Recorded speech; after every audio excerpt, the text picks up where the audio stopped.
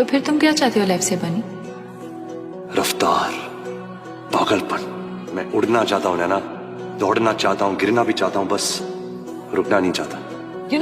जब ऐसा कुछ करना चाहते हो ना तो सोचना नहीं चाहिए, बस कर देना चाहिए। एक ही शहर के, एक ही घर के, एक ही कमरे में तू अपनी पूरी लाइफ निकाल देगी। सोच के डर नहीं लगता? इंसान को डिब्बे में सिर्फ तब होना चाहिए जब वो मर चुका हो। फिर सैर चला, उड़ के छोड़ा है जहान नीचे, मैं तुम्हारे अब हूँ हवाले। अपनी हर चाहत को पूरी करो जैसे तुम्हारा आखिरी दिन। मैं दुनिया का कोना कोना देखना चाहता हूँ। वो पहाड़ मुझे बहुत फैसिनेट करता है, क्या होगा उसके उस पार?